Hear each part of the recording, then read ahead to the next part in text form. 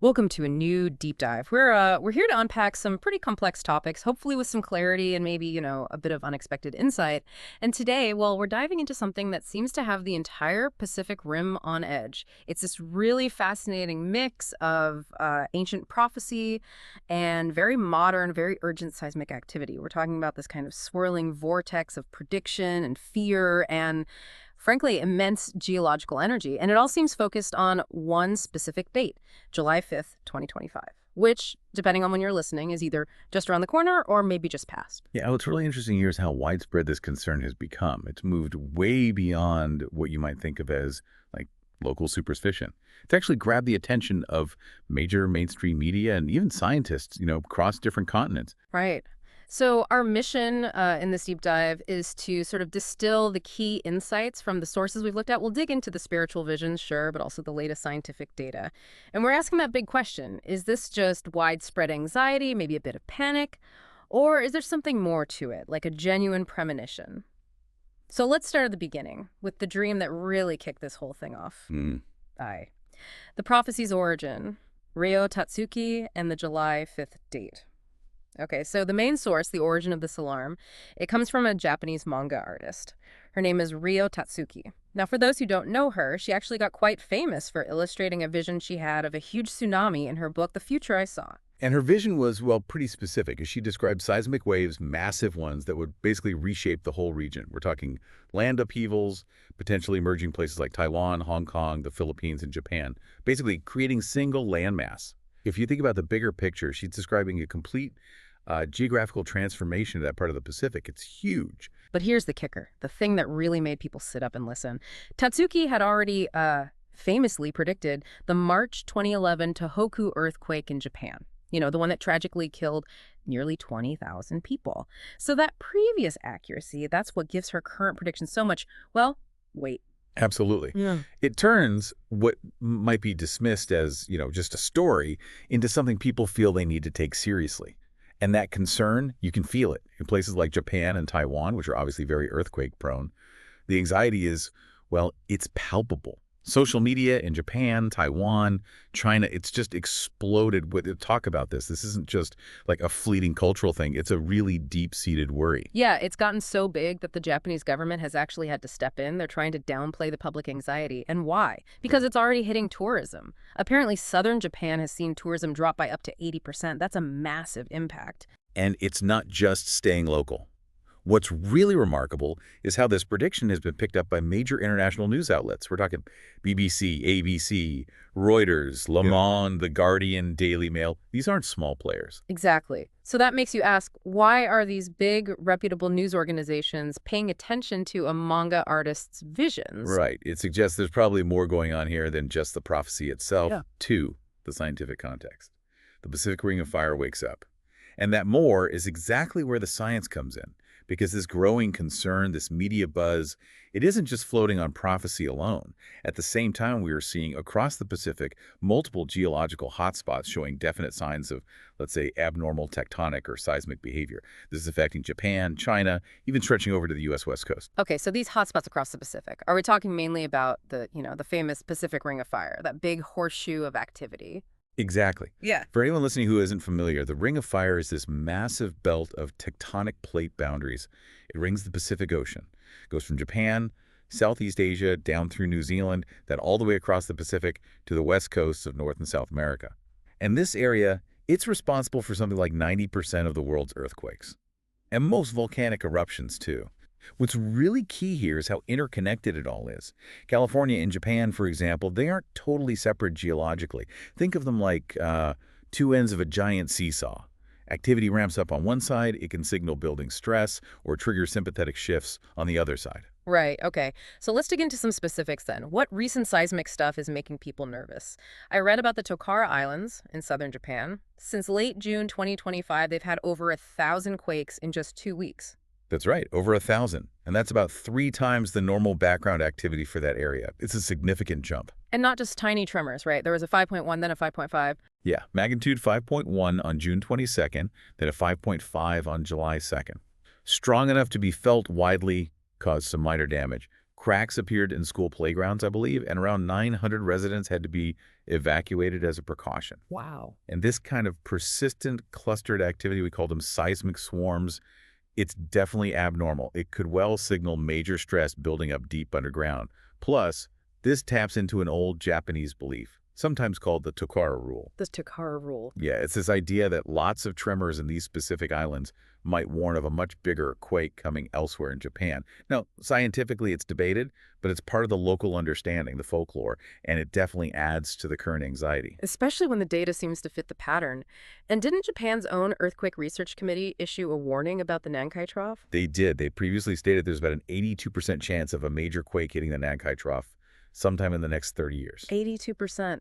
That's incredibly high. And the potential impact, huge loss of life, maybe 300,000 people. That's the devastating potential estimate, yes. Mm. And here's where things get really striking. Where is the Nankai Trough located?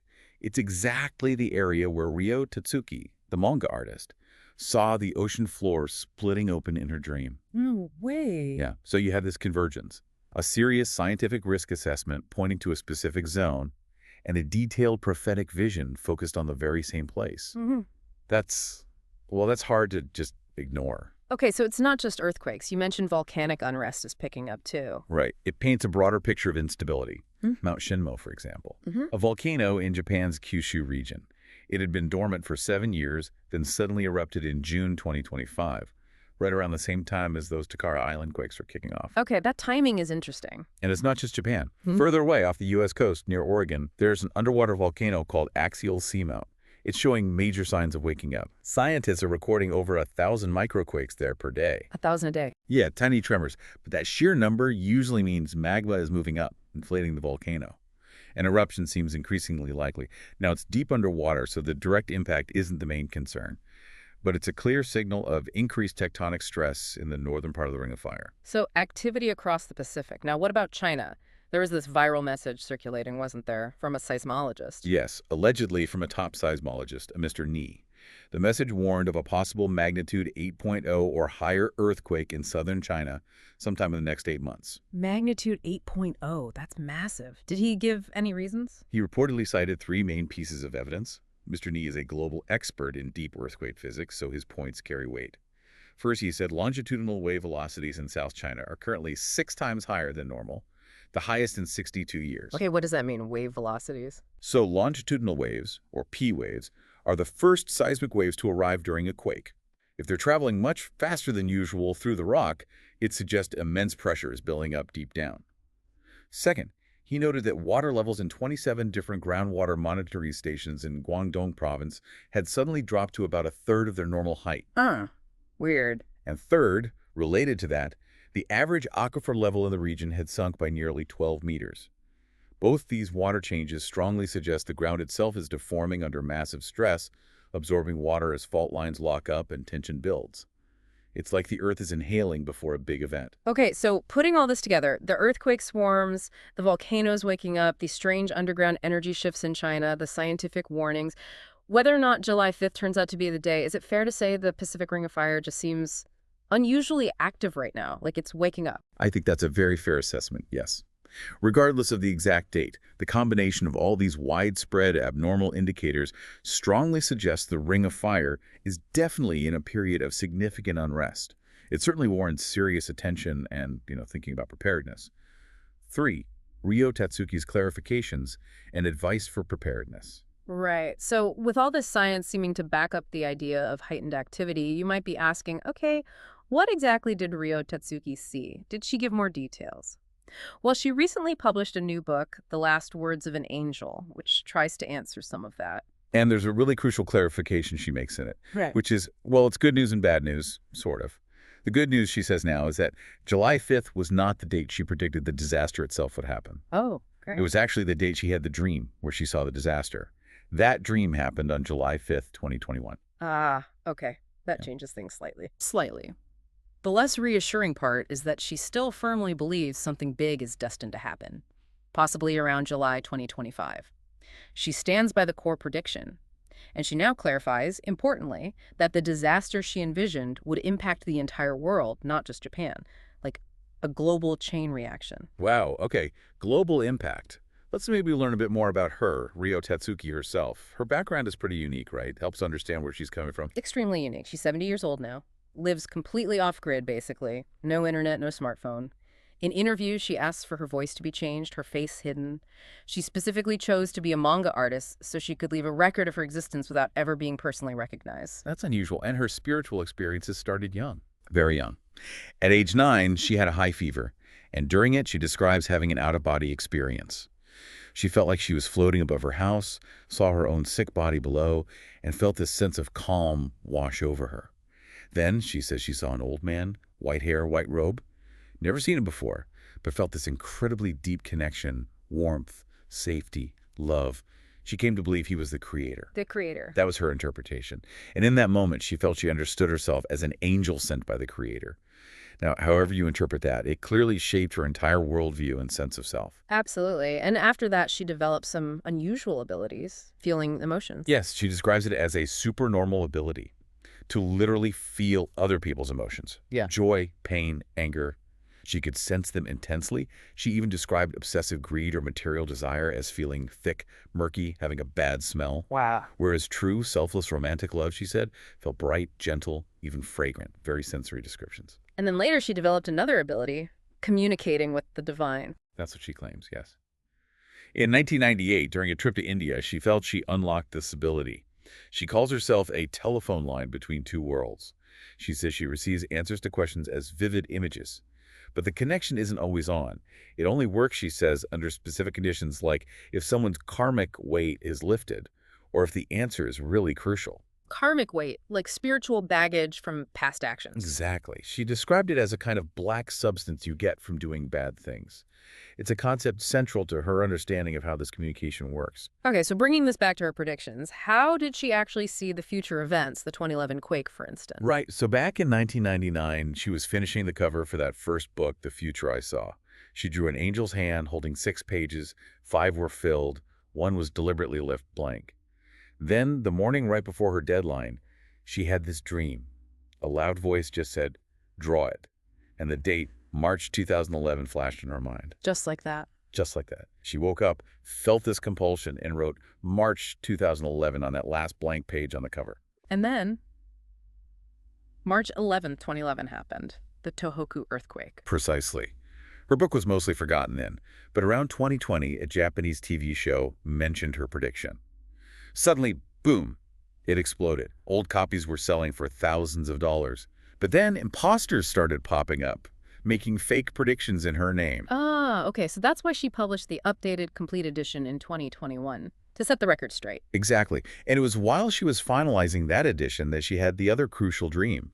Text just glowing in her mind, reading, "The next great disaster will occur in July 2025. And that's when she realized. That's when she realized the huge tsunami she'd drawn in her original manga, where she noted she was wearing a short-sleeved summer shirt, wasn't for 2011 after all. It was meant for July 2025. It clarified the timing in her mind. Okay, so what's her goal in sharing all this? Is it just to scare people? She insists not. She says very clearly she didn't write the book to create fear, but to awaken people. Her belief is that disasters often strike when people are complacent, when they've let their guard down. So these warnings are meant as a wake-up call. A wake-up call. So what does she advise people to do? For you, listening, what's the practical takeaway? She gives some very urgent, very specific advice for preparation, and it's quite fundamental. First, stock clean drinking water. She emphasizes this will be scarce for much longer than power or gas might be. Water, okay. Makes sense. Second, stock food. Basic, yes, but essential. And third, perhaps less obvious, keep physical paper money on hand. Cash. Cash, why? Because, she suggests, electronic systems banking payments could collapse. Cash might be the only way to buy essentials for a while. It points to a potential breakdown of our normal systems. That's sobering, thinking about systems failing. It is. And beyond the physical stuff, she really believes the biggest test will be one of the human spirit. She foresees both darkness people exploiting the situation, but also incredible light, people helping each other selflessly. She also thinks politicians will really show their true nature, and that society, maybe even political structures, could be fundamentally reshaped by whatever happens. So for her, July 2025 or that period, it's not the end of the world. It's the test. a turning point, Hmm. other prophetic voices, and personal reflections. Okay, so Ryo Tatsuki is a major voice here, but she isn't completely alone in sounding this kind of alarm, is she? No, she isn't. There's another figure, Monk Dunim. He's a modern-day Japanese Buddhist monk, also considered by some to be a prophet. He gained quite a bit of attention for apparently accurately predicting the assassination of former Prime Minister Shinzo Abe. Wow. And some say the Russia-Ukraine war, too. That's also been claimed, yes. Yeah. His track record has certainly raised his profile. And he found similar warnings. Yes, he says he found warnings that resonated with Tatsuki's predictions within ancient Buddhist scriptures. In fact, he actually met with Ryo Tatsuki in June 2025, and apparently they found they were very much in agreement about the warnings. What specific things did Monk Dunim point to? Well, one thing he highlighted was a rare red aurora seen over Japan. Historically, in Japanese tradition, red auroras are sometimes seen as omens of disaster. He linked this recent one to an estimated 800-year cycle, pointing to past instances where similar auroras appeared before major earthquakes. It adds another layer, blending historical omen with current events. Interesting. But like Tatsuki, he's also emphasizing preparation over panic, right? Absolutely. Both of them are very clear on that. It's about vigilance, about being prepared, not about succumbing to fear or superstition. In fact, Monk Dunim made a pretty bold statement. He vowed he would actually resign from his position as a monk if no major disaster occurs in 2025. Really? Resign. Yes. His reasoning was that prevention is the real purpose of such warnings. He's putting his own standing on the line to emphasize that the point isn't to be right about doom, but to motivate people to prepare and perhaps avert the worst through awareness. That's quite a commitment. It really underscores the idea behind these warnings. Exactly. It brings it back to the core message, whether you're looking at the spiritual side or the scientific data. These warnings, these signals, they aren't really meant to paralyze us with fear.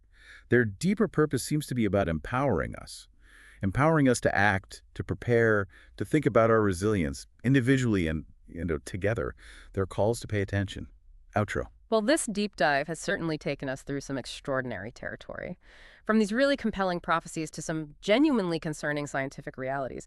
The message, though, coming from all these different angles, the manga artist's dreams, the seismologist's data, the ancient texts, the modern monk, it seems to consistently point towards, well, leading vigilance and preparation, not despair. Yeah, exactly. As we've talked about, the exact timing, the specific date, that might always be up for debate or interpretation. But the underlying signals, both the geological ones and these spiritual or intuitive warnings, they strongly suggest that just understanding the potential for shifts and preparing for them is always going to be valuable. It's just prudent. So, wrapping this up, what does it all really mean for you listening right now as we approach or maybe move past this intriguing date? Perhaps the real test isn't just about surviving some potential cataclysmic event. Maybe it's more about how we respond to the uncertainty itself. How do we choose to prepare? Not just stocking water and food, but mentally as communities. Yeah. How do we support each other when things get tough, when the unexpected inevitably happens? How do we build a kind of resilience that's stronger than fear? That's definitely something worth thinking about, worth mulling over on your own time.